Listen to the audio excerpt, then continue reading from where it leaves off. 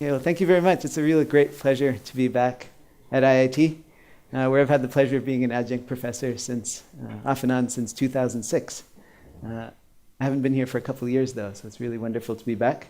It's my first time at Techfest. As you can see, I didn't know that the F should be lowercase, even though in the logo they're both uppercase, T and F. It's really an amazing event, this Techfest. It's entirely student organized. And so really big congratulations to the students for organizing this incredible festival.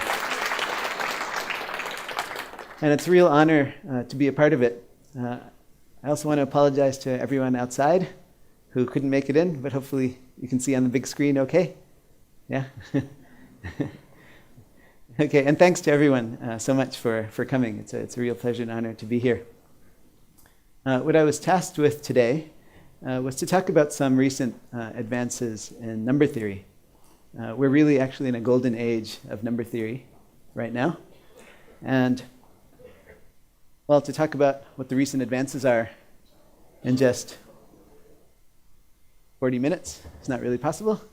But I want to concentrate on one particular area that's seen real advances, an area that started thousands of years ago in many cultures, including in ancient India, and which has seen recent advances just even in the last year.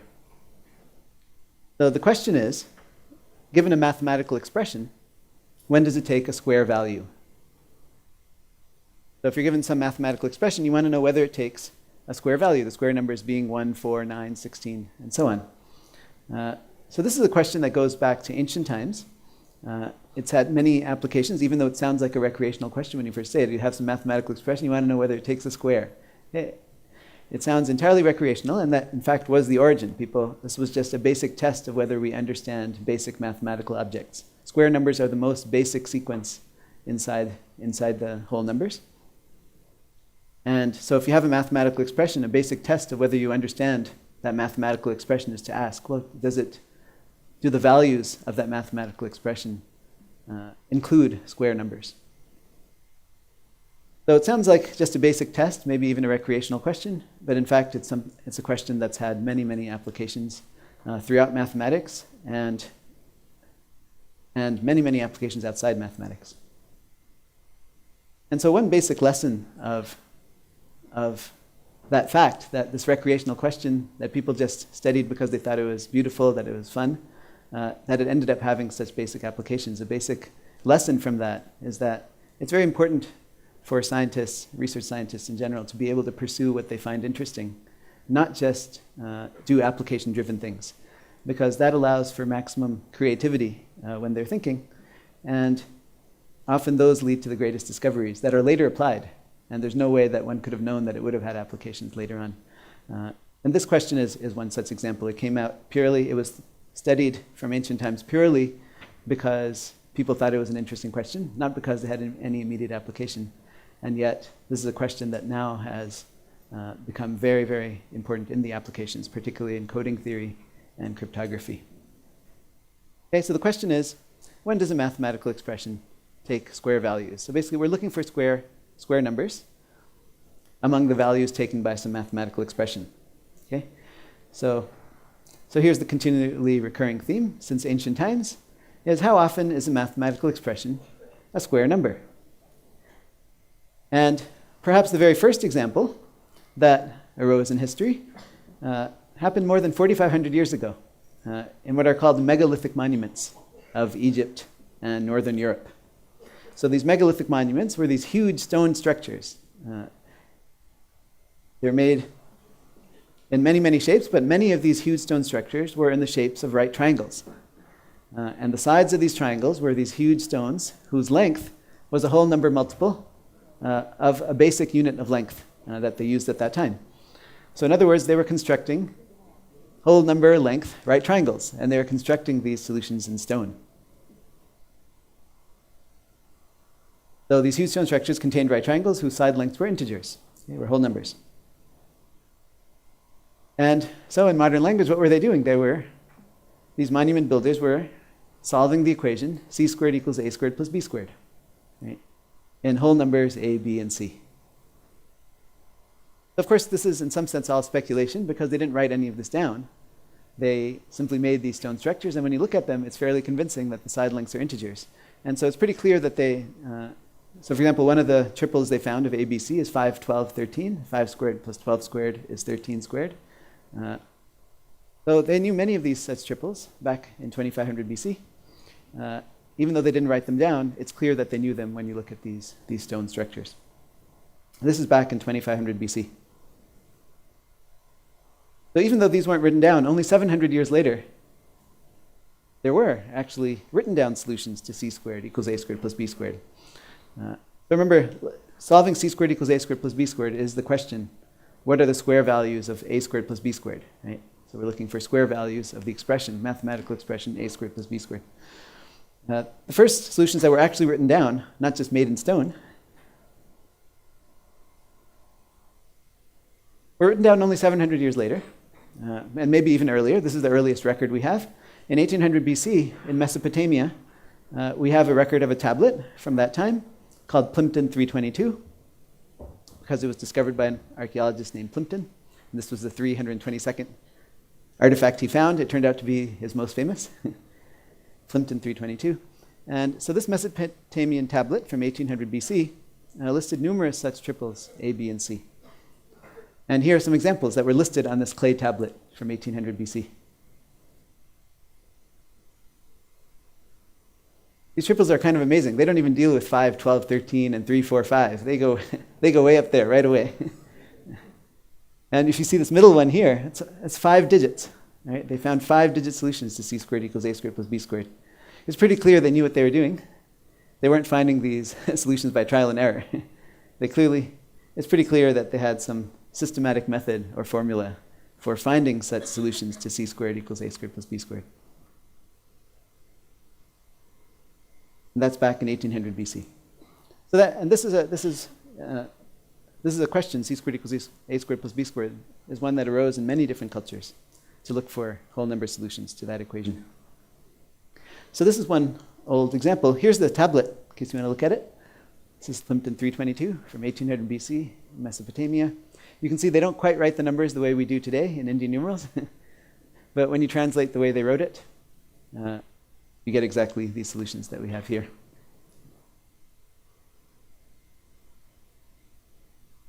Okay, so that's one old example of looking for square values of a mathematical expression. In that case, it was a squared plus b squared. Here are some more examples. So the basic first example that we just saw is the one that comes from so-called Pythagoras Theorem. It's called the Pythagoras Theorem in India, although in India there was someone who discovered it earlier, Bodhayana. So the Bodhayana Pythagoras Theorem, which when you're looking for whole number solutions, is asking when is a squared plus b squared a square. Another very ancient example that arose in many different cultures, and it seems it was first came up in the work of Brahmagupta, is what's called the Pel Equation. You notice all these equations are never named after the person who first discovered them in India. So the question is, for a fixed n, how can one find the square values of ny squared plus or minus 1? Okay. So if you have a fixed number n, you want to know when is ny squared close to a square number. In other words, off by at most 1. For a fixed n, how to find all the square values of ny squared plus or minus 1. In particular, are there any? That's the question. And what Brahmagupta's theorem is, so Brahmagupta showed this in the year 628. What he showed is that if you have a non-square number n, then there are always infinitely many solutions. In other words, there are infinitely many values of y for which ny squared plus or minus 1 is a square number. Always, for any n, any non-square n. That was already known back in the year 600. It's called Brahmagupta's theorem. Who lived about 1,000 years before Pel. Again, this question also arose in many different cultures, and it has the method that Brahmagupta introduced to solve this problem is one that's actually used in modern mathematics a tremendous amount today. And I'll give one more example, one more recent one. It's only about 400 years old. The question is, when when does the expression a to the 4 plus b to the 4 take square values? Does it take any square values? And what Fermat showed about 400 years ago is that the expression a to the 4 plus b to the 4 doesn't take any square values. And the method that he introduced to show this is called Fermat's method of descent, which is also a method that's now used tremendously in modern mathematics. You might recognize why Fermat was interested in showing that this never takes square values. You're familiar with Fermat's last theorem? A to the 4 plus b to the 4 never takes a square value. When he showed that, in particular, he showed it never takes a fourth power value, which means that he showed that c to the 4 equals a to the 4 plus b to the 4 never has a solution. So he proved Fermat's last theorem in the case n equals 4. The general, right, his general conjecture, so this is the theorem that he proved that led to his general conjecture, which says that x to the n plus y to the n equals z to the n never has a rational solution. And of course he proved this when n equals 4 by his method of descent, by showing that it in fact never takes a square value. So he proved something stronger in the case of n equals 4. So if a to the 4 plus b to the 4 doesn't take a square value, in particular it doesn't take a fourth power value. So all of these examples have played a very important role throughout the history of mathematics. So of course the Pythagoras Theorem, Pythagoras Theorem, is of course very important throughout mathematics and the sciences, in geometry. The Pel Equation has actually played not just a role in the development of algebraic number theory, it's actually on among the foundations of algebraic number theory, but it's also had applications to areas such as logic. In particular in a theorem that Subhash will talk about in the second lecture today, on the unsolvability of equations in the whole numbers in general. And of course, Fermat's equation has played a tremendous role in the media as well, in the applications to Fermat's last theorem. Okay, so these are three examples where it has been important to understand whether mathematical expressions take square values. Now, let me give one more example that's even more recent than Fermat's. It's only in the last century that it has been discussed. It's called the Ramanujan-Nagel equation. In 1913, Ramanujan posed the following problem in the Journal of the Indian Math Society. So he asked the following question. So it's called Ramanujan's square problem. The question is to show that the values of n such that the expression 2 to the n minus 7, okay, it's a very simple expression, 2 to the n minus 7. So show that the values of n such that 2 to the n minus 7 is a square. So for what values of n is that expression a square? And Ramanujan claimed that there n equals 3, 4, 5, 7, and 15. And his problem was to show that these are all the values of n for which that's a square number. So it's easy to see that if you plug in these values of n, you get a square. Right? If you take 2 cubed minus 7, it's 1 squared. Right? 2 to the 4 minus 7 is 16 minus 7, which is 9, which is 3 squared. 2 to the 5 minus 7 is 32 minus 7, which is 5 squared. Right? 2 to the 7 minus 7 is 128 minus 7, 121, right? Which is 11 squared. Right? And then 2 to the 15 minus 7 is 32,768 minus 7. This is, of course, 32,761, which is 181 squared. Okay, so these values of n clearly give squares, and the problem is to show that these are all values of n that give squares. So this problem was open for 35 years. It was finally solved by Nagel in 1948, and it required the introduction of a number of new methods that hadn't been known before. The reason it required new methods is that this is a very different kind of equation than the examples I gave you before. The reason is that the variable that you're trying to substitute into the expression n is in the exponent, right? It's the power of 2. And that's why the equation y squared equals 2 to the n minus 7 is called an exponential Diophantine equation, because the main variable that you're trying to solve for to get square numbers is in the exponent. And that makes things quite a bit harder and quite a bit different. So in general, equations of the form y squared equals a to the n minus b, right, where a and b are fixed numbers, these are called equations of Ramanujan-Nagel type. And the A and B that Ramanujan chose, namely 2 and 7, turned out to be very special. As often happens with Ramanujan's examples, he always finds these examples that illustrate something very unusual, very unique. In this case, this is no exception. So when a equals 2, one can now show that the only value of b, such that a to the n minus b takes a square value more than 2 times, are when a is 2 and b is 7. So it's now known that for any other a and b, you have at most 2 solutions. So Ramanujan found a very special a and b for which there are 5 solutions. It goes all the way up to 5.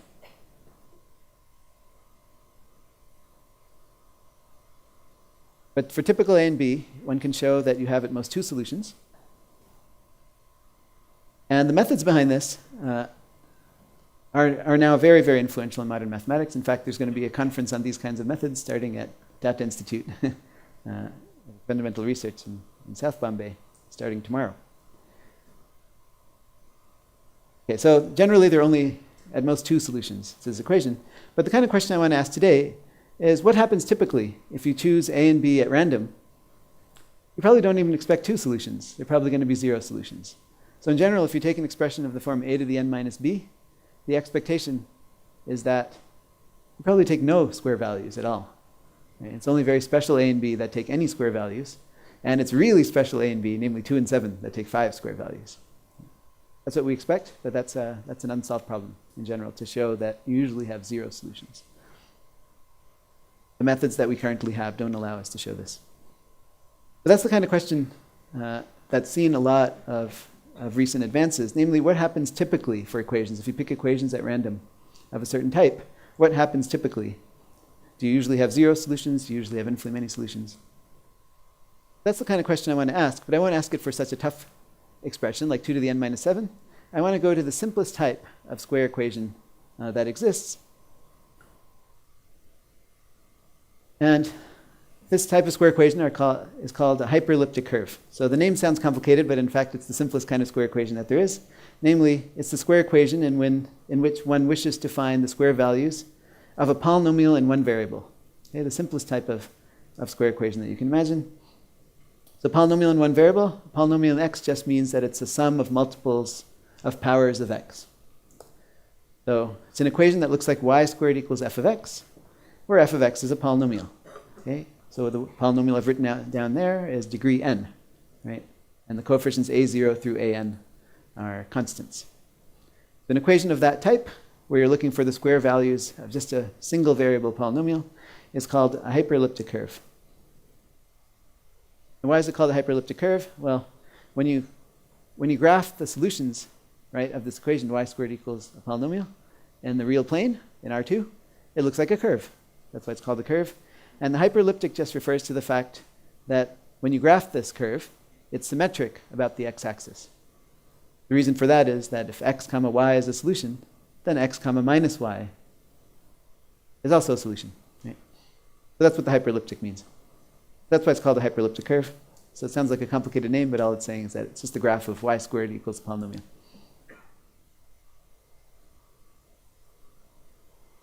Okay, so solutions to y squared equals f of x are thus called points on the curve, right? Because if you have a solution to y squared equals f of x, then it's going to actually be right, a point on the curve when you graph it.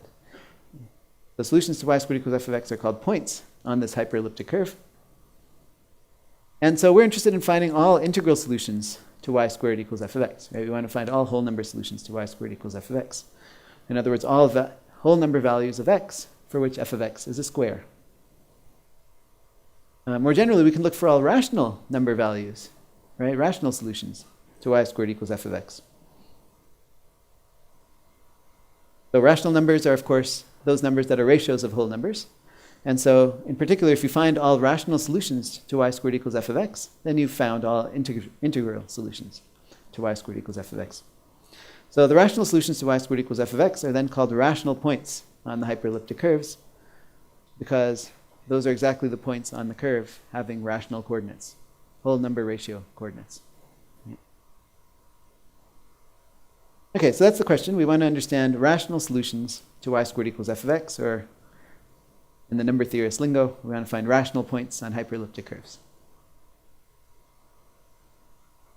Okay, so given a polynomial, how do we tell whether it takes square values over the rationals? And if so, if it does, how many are there? So the basic question is, given an equation of the form y squared equals f of x, how many rational solutions can it have? How many rational solutions can y squared equals f of x have? So can it have 0 solutions? Can it have infinitely many solutions? Can it have 6 solutions? But it turns out that the answer depends on the degree of f of x. And so here's the theorem that sort of classifies the possible numbers of solutions for each degree. So suppose f of x has degree n, then the set of rational points on the hyperelliptic curve y squared equals f of x is either empty or infinite if n equals 1 or 2. So when n is 1 or 2, you can't have the situation that you have only finitely many solutions, but no, right? So you can't have 6 solutions. If n equals 1 or 2, in fact, n equals 1 is very easy. You always have infinitely many solutions. When n equals 2, then you can construct examples where there are no rational solutions and where there are infinitely many rational solutions. So a good exercise is for a degree 2 polynomial. Okay, write down a degree 2 polynomial that has no rational solutions, and write down a degree 2 polynomial for which y squared equals f of x has infinitely many rational solutions. You should be able to construct both of those.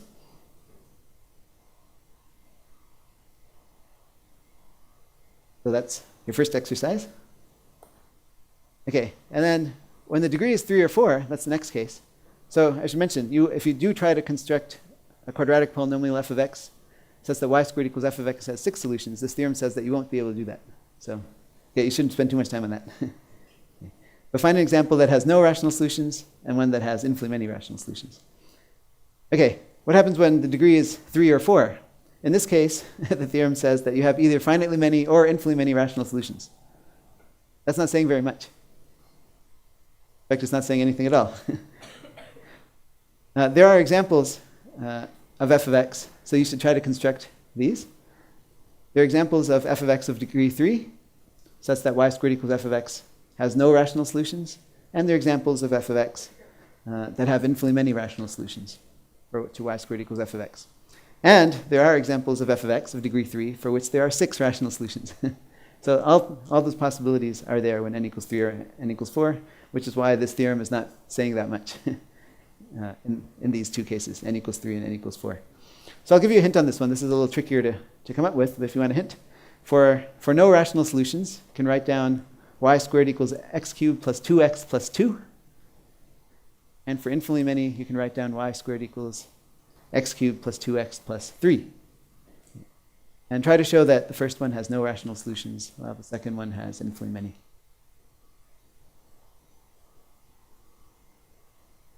If I got those constants right, I might be wrong. Okay, and finally, so here's the really big theorem, is that once the degree of the polynomial is 5 or more, then y squared equals f of x can have at most finitely many rational solutions. So once the degree is at least 5, a degree 5 polynomial can take at most finitely many square values. This is a very deep theorem. This was conjectured by Mordell in the 1920s and was proven by Faltings. So it's now called Faltings' theorem. It was proven in 1983 by Faltings, that you can have at most finitely many square values for a degree 5 or more polynomial. So this theorem of Faltings proved this in 1983, and this is the theorem that earned him the Fields Medal in 1986.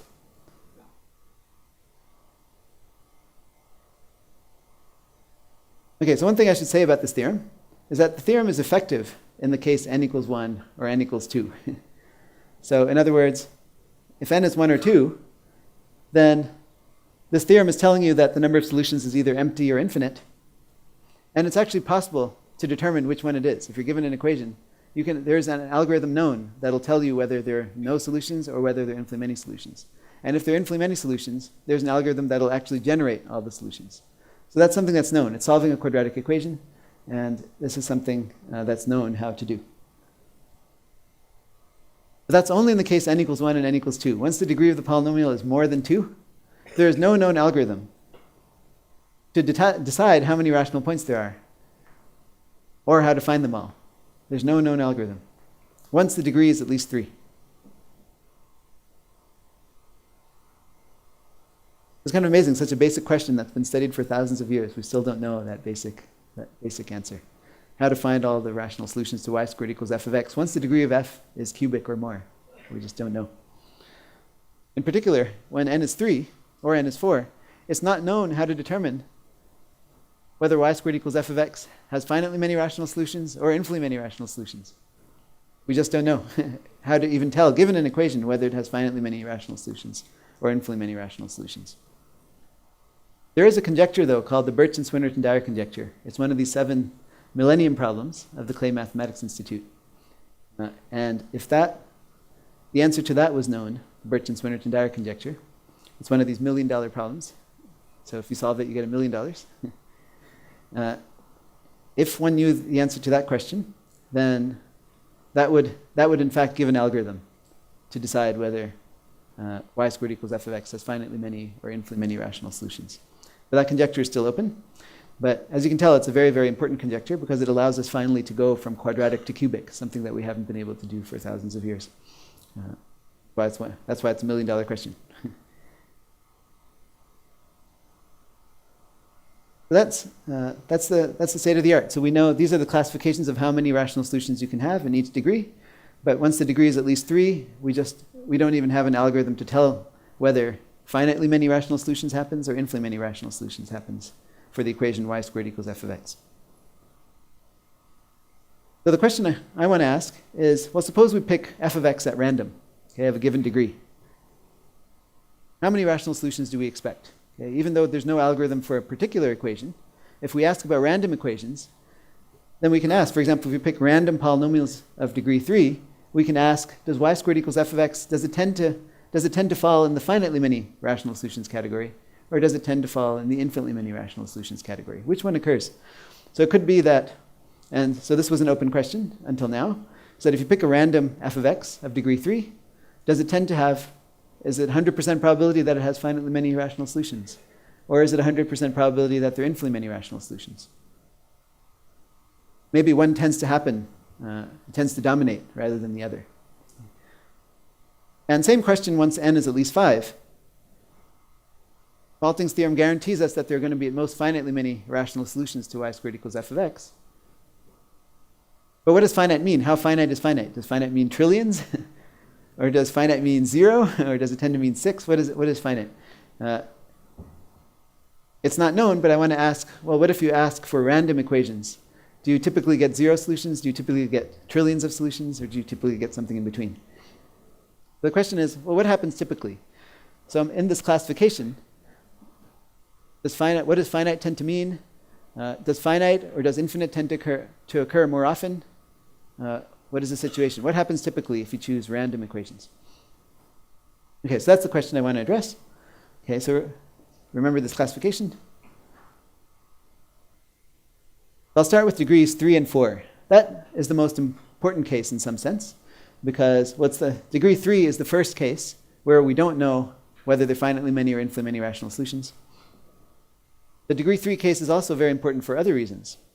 So the special case where we're talking about y squared equals a cubic polynomial, a degree 3 polynomial, those hyperelliptic curves are actually just called elliptic curves. Okay, they're sort of basic example of hyperelliptic curves, the most fundamental example, and they're called elliptic curves. So the special case of hyperelliptic curves, called elliptic curves, which is the degree 3 case, these have many applications. So beyond just being the first case that we don't know how to solve, these kinds of equations have applications all through mathematics and even outside mathematics. So first of all, they were used in the solution of Fermat's last theorem that I referred to earlier by Andrew Wiles, who was my advisor. And they also have many applications outside mathematics to areas like coding theory and cryptography.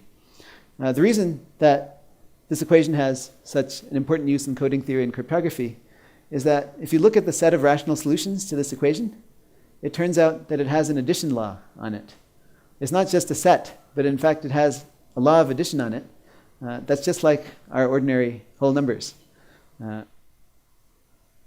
this extra structure that the solutions possess is what has caused it to have such huge number of applications outside mathematics.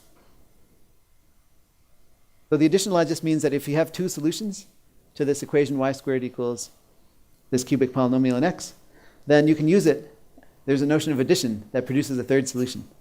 And so you can keep taking pairs of solutions and produce more and more solutions. And this procedure turns out to be an addition law, just like we have an addition on whole numbers.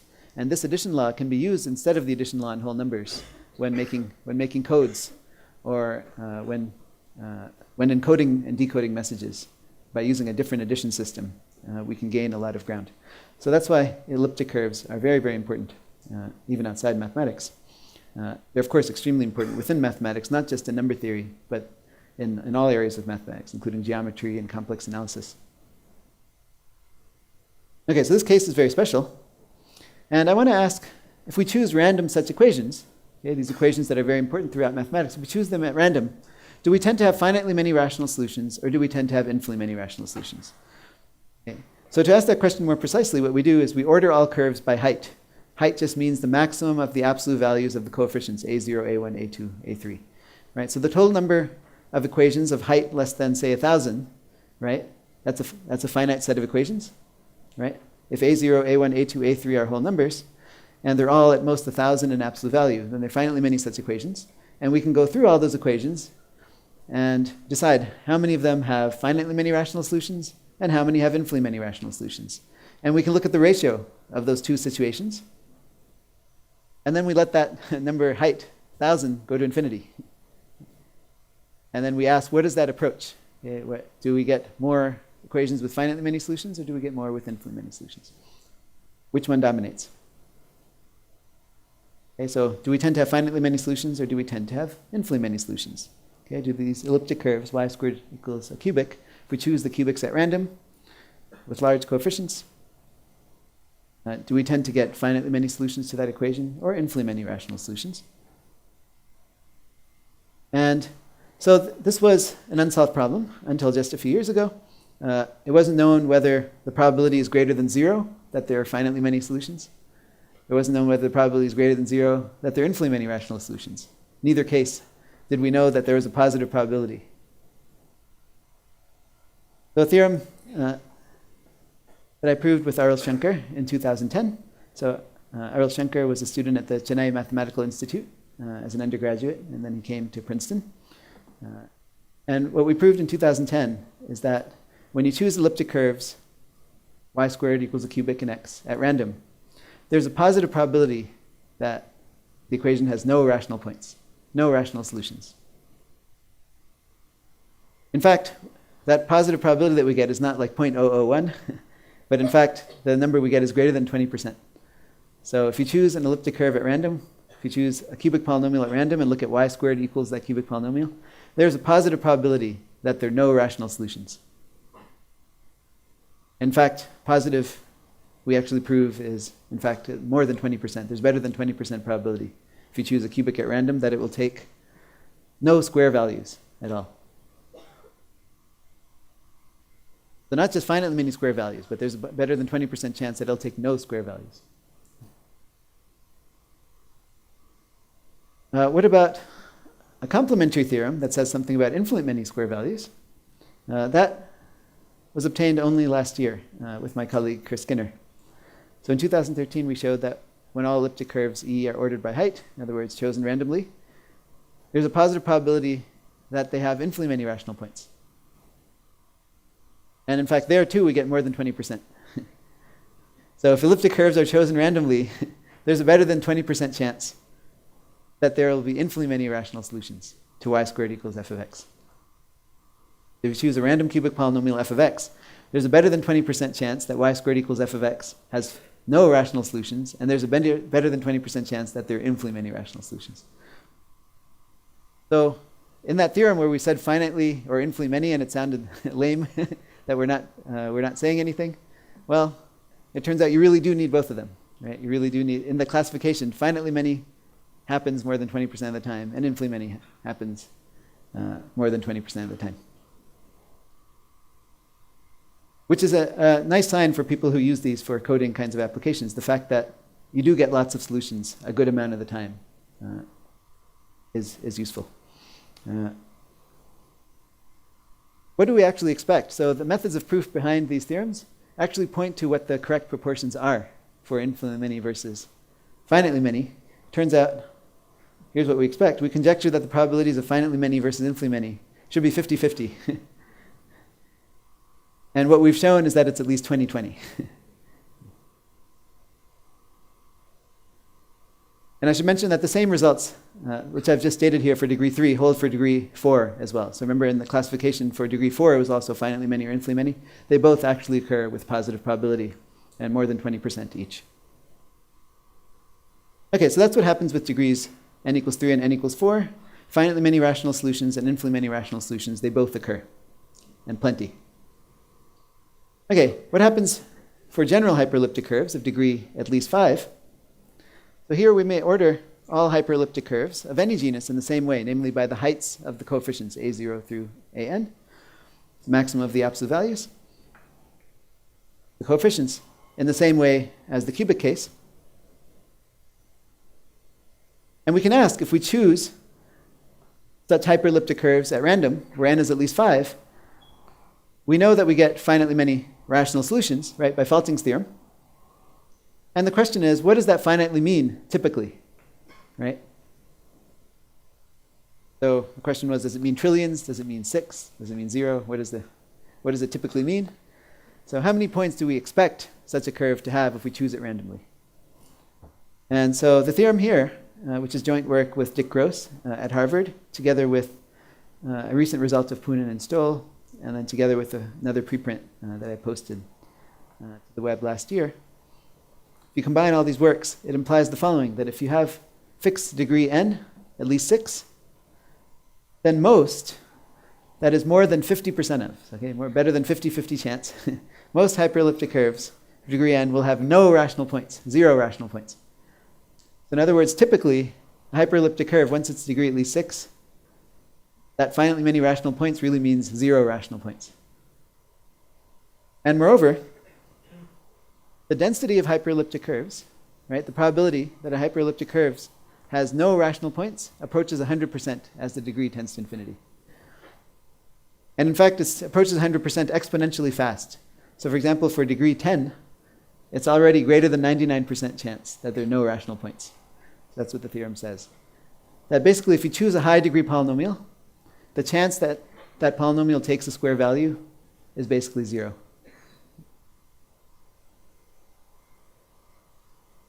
So once you start taking random high degree polynomials, high meaning just even around 10, the chance that you'll get any rational point is basically 0. So it says. Okay, so in Falting's theorem, when we say that there are most finitely many solutions, typically that finitely many is 0. That's what this theorem says. Okay, so those are the results. Let me just summarize. So a hyperelliptic curve over the rational numbers is given by an equation y squared equals a polynomial in x, where the ai are integers. And the case n equals 3, case of cubic polynomial, gives elliptic curves, which is really the most fundamental case due to the applications. And so here are the results about how many rational points you tend to have. So this joint work with Aril Shankar and Chris Skinner says that a positive proportion, there's a positive probability that elliptic curves have no rational points. And the positive is significant because before it wasn't known whether that was 0 or whether it was strictly positive. But this positive we actually show is more than 20%. So there's more than 20% chance that a random elliptic curve has no rational points, and there's more than a 20% chance that an elliptic curve has infinitely many rational points. And the same results hold also for degree 4. So you can have either finitely many or infinitely many, and when degree are n equals 3 or n equals 4. And both occur with at least 20% probabilities. And then the joint work with Dick Gross and Poonen Stoll and this recent preprint says that once the degree is more than 5, then most hyperelliptic curves of degree n have no rational points. So once the degree is at least 6, you're getting no rational points, typically. And as the degree gets higher and higher, it gets even less likely and less likely that you'll have any rational points. And this approach is 100% exponentially fast. So once you have a fairly large degree n polynomial, you tend not to take a square value at all. Okay, so those are the results. You might notice in these last two summarizing bullet points, the case n equals 5 is missing.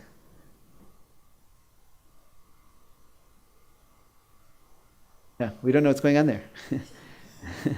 So the techniques that are used in this first work, which is joint work with Shankar and Skinner, they apply for small values of n, and then the techniques that we use in this third bullet point only works for large values of n.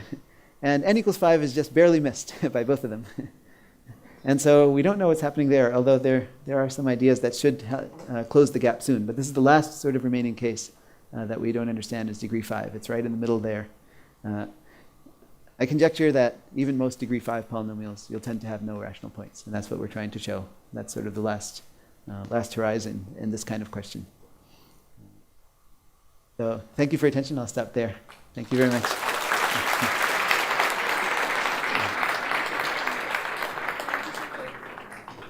Thank you, sir, for spending your valuable time with us and enlightening us with your words of wisdom. Do you like to take a Q&A now or with us? Sure, yeah. If it's fresh in your head, maybe it's... Yeah, I'm happy to take questions quickly. You can take along with this or you want to... Maybe after now. Now it's fine, yeah. Any questions?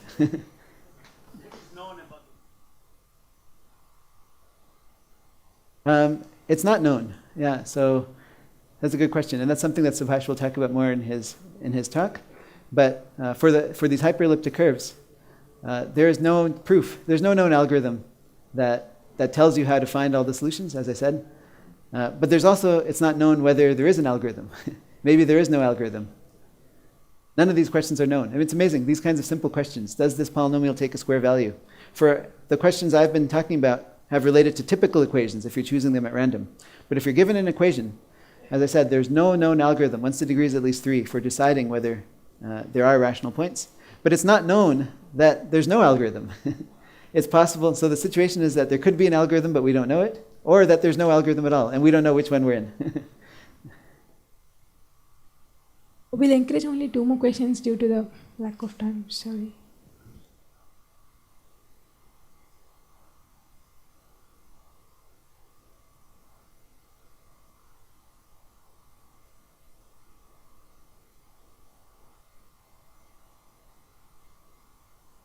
We were talking about this just before the lecture. So if you have a linear equation and you put in rational numbers into the linear equation, you'll get every rational number. And so you'll always have infinitely many solutions. Yeah, when n is 1. That's right. But once you're at degree 2, then you can have either empty or infinite for the number of rational solutions.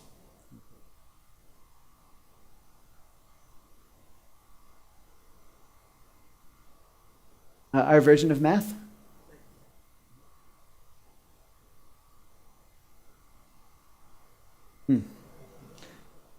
A deeper question than I was expecting. It depends what you mean by version. We take certain basic things for granted, and based on those things we take for granted, these things all follow that we're talking about. But people have made alternate systems where you take different sets of axioms for granted, and you do... not necessarily. For example, we're working the whole numbers. When we were talking about all these questions, we were working the whole numbers, we were working the rational numbers. But there are other systems of numbers, for example, the whole numbers mod p, where you get totally different answers. If you change your number system, you'll get totally different answers. But these are the numbers that are natural in our world, and that's why we consider them. But there are other worlds of numbers, and you could consider the same questions over those worlds of numbers, and you'd get different answers, and you do. And people do study those other worlds of numbers. So there isn't, in some sense, this isn't the only version of the questions that one could ask. One could change the number system and ask the questions there, and people have done that. Yeah, they all make sense within their own worlds, but they're different across worlds. Yeah. Sorry, but we'll end our session here and we'll go to the next speaker.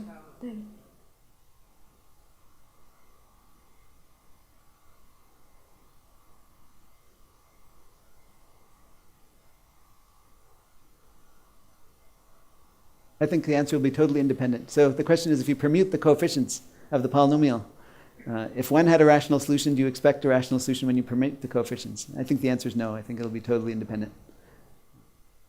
Okay, I should let Subhash continue. So sorry, we are getting late. We'll introduce the I'll be next back. speaker. Yeah. Okay, thanks so much. Thank you. Appreciate it.